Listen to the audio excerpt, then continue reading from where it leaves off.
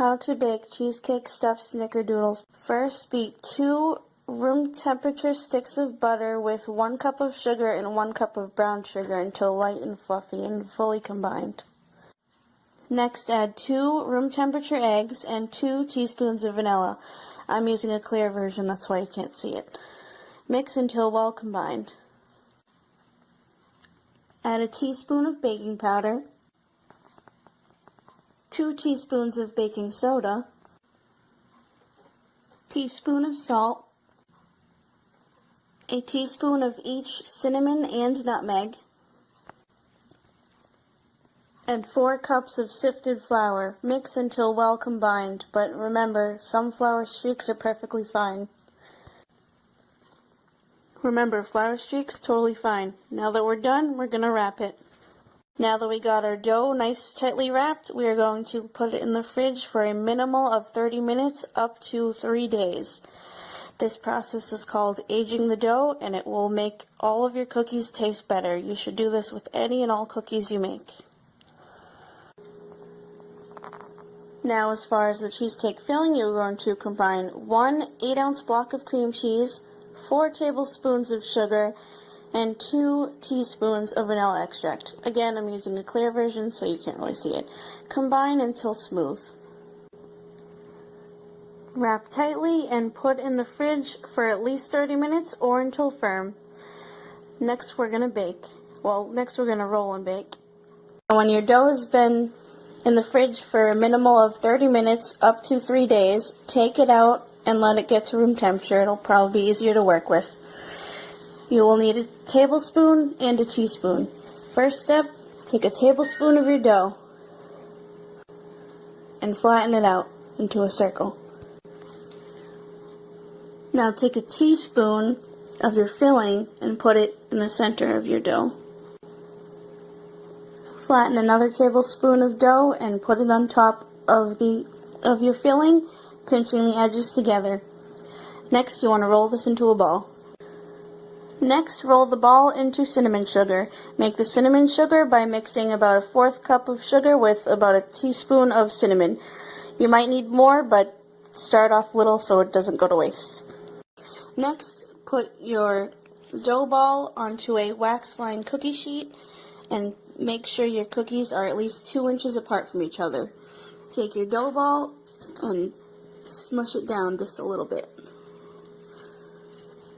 so it's not an orb anymore. Repeat with all remaining dough and filling and cinnamon sugar. You want to bake these cookies off at 350 degrees for at least 10 to 15 minutes or until the tops start crackling a little bit.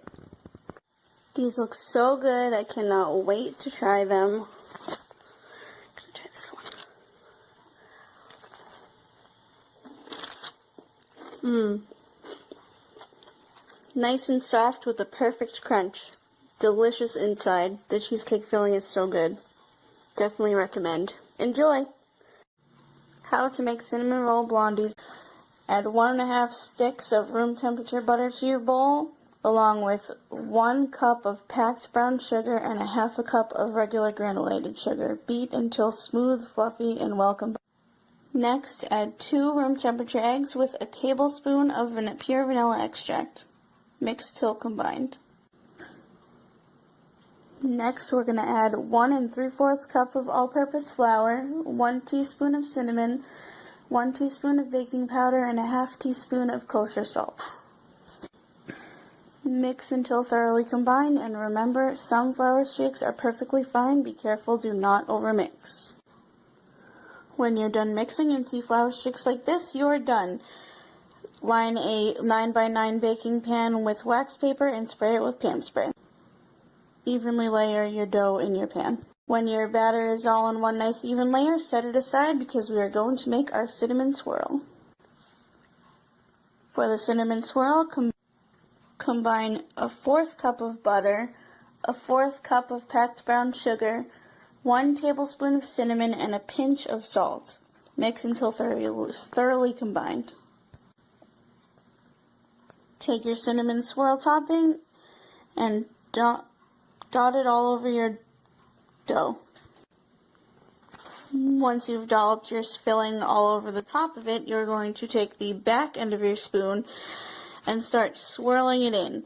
Be careful not to touch the bottom of the pan because the sugar from the filling will sink to the bottom, burn, and you will have a hard time getting the finished product off of the wax paper.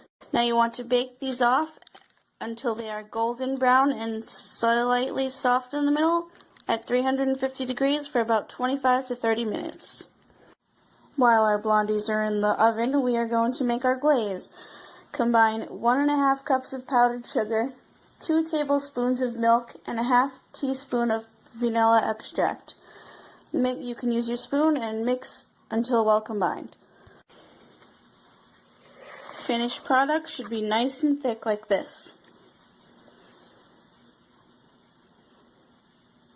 And now we wait.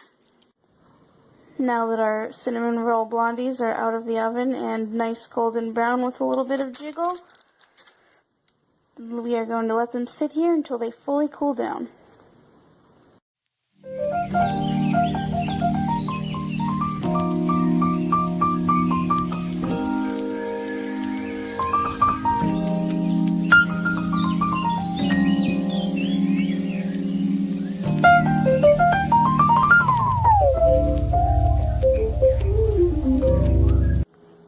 How to make frozen s'mores bars. First, mix 1½ cups of graham cracker crumbs with 6 tablespoons of melted butter. When that's done, you're going to take a 8x8 pan, line it with cling wrap, and evenly spread and pack down your crust. Next, you want to take 1 package of instant pudding mix and 3 cups of milk and whisk for about 2 minutes. After 2 minutes, you want to let this sit for about 5 minutes or until soft set. Meanwhile, we're going to cut our bananas. You're going to need about 1½ to 2. Easy way to cut them: open it part way like this and cut them inside the peel. That way you won't need to use a cutting board. When your pudding is soft set and your bananas are sliced, you want to pour about half of this mixture into your crust. Put the other half of your pudding aside for now and start evenly laying your sliced bananas on top of the pudding. When you have one nice even layer of bananas, pour the rest of your pudding mix on top of your bananas.